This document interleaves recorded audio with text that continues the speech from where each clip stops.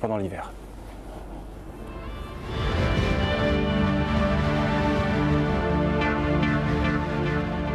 Au plus fort de la tempête, des rafales à 70 nœuds, 130 km/h. Le sémaphore de la pointe du Cap Ferret est en alerte, mais curieusement, c'est presque tranquille ici. Des ruptures de mouillage à signaler dans le bassin, mais pas de marins en difficulté. Le plus gros danger dans le secteur, ce sont les passes entre l'océan et le bassin. Mais personne évidemment ne s'y aventure ce jour-là. Comme chaque année à cette période, ces passes sont un casse-tête. Coup de vent ou la répétition et elles deviennent infranchissables, à moins que quelques-uns tentent quand même le passage. Chaque fois qu'un bateau emprunte la passe avec une mer formée, on a toujours la crainte que ça se passe mal.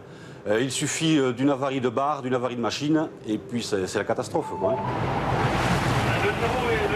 Jour de tempête ou pas, la forte houle à cette saison est le pire ennemi des pêcheurs.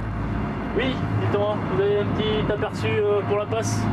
Ouais, visibilité, mais bon, pour la face sud, j'y vois pas assez, mais sur la face nord, il y a une barre qui ferme en continu. Hein. C'est infranchissable, il y a 4,50 m, 5 mètres établis sans aucun problème, et puis il n'y a pas d'embellie. On va dire que la passe ferme en continu ce matin.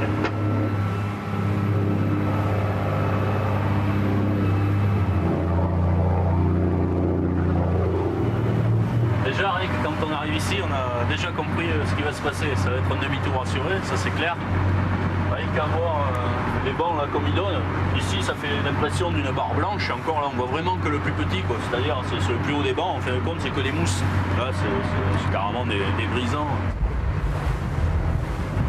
Ici on a perdu une dizaine de copains ou de connaissances en 10 ans, quoi.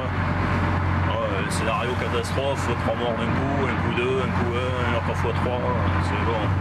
C'est mauvais souvenirs, on les oublie pas, quoi.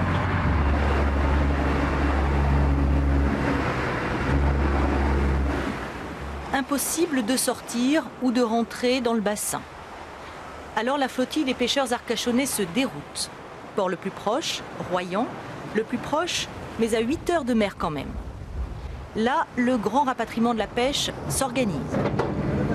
Système D, tout le monde met la main à la pâte pour que le poisson pêché arrive quand même à Arcachon.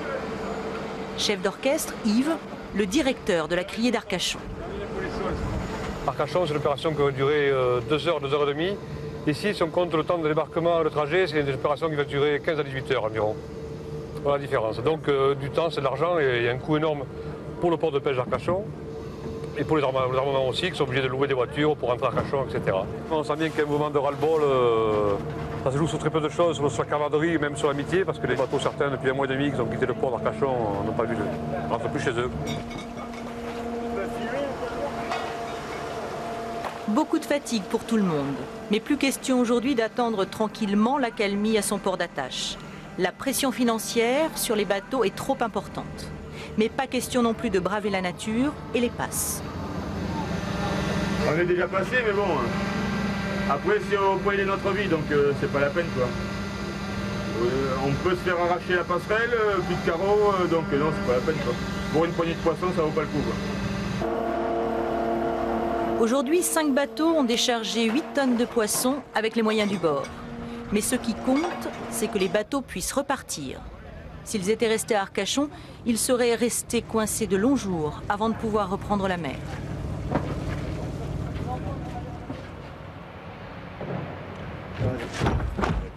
Trois longues heures de route entre Royan et Arcachon. Il est près de 23 heures et la journée est loin d'être terminée. À la criée d'Arcachon, tout le monde est en place pour trier les 8 tonnes de poissons débarqués à 200 km de là. Une criée flambant neuve, tout juste refaite aux normes européennes. Et ici, personne ne veut voir mourir un si bel outil de travail. Alors tout le monde a décidé de faire avec, de s'adapter, même en travaillant un dimanche comme aujourd'hui et toute la nuit. C'est une période qui dure malheureusement de 6 mois, de septembre à mars. Alors qu'avant, il y a encore 4 ans, c'était vraiment exceptionnel d'aller chercher la pêche d'un bateau dans notre port. Maintenant, c'est un problème récurrent et on s'habitue malheureusement.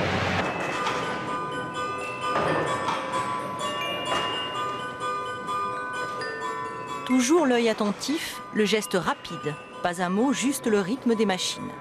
6 heures du matin, tout est prêt pour les achats des marailleurs. Comme si de rien n'était, la vente à la criée n'a même pas une minute de retard. L'essentiel est là, le poisson a pu être rapatrié à temps pour que cette criée vive, malgré les mauvais tours de la nature. Il faut que le port vive, que la criée vive, que les marailleurs aient du poisson à vendre, que tout le quartier qui gravite autour travaille aussi. Il faut savoir qu'un marin embarqué fait travailler 4 personnes à terre.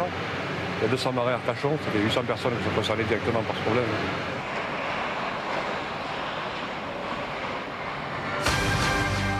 Si un seul bateau peut franchir la passe quand la houle est énorme, c'est le Nicora, une vedette de pêche plus rapide, plus puissante que les chalutiers. Beaucoup de concentration, regarder, observer et décider si on la sent ou pas.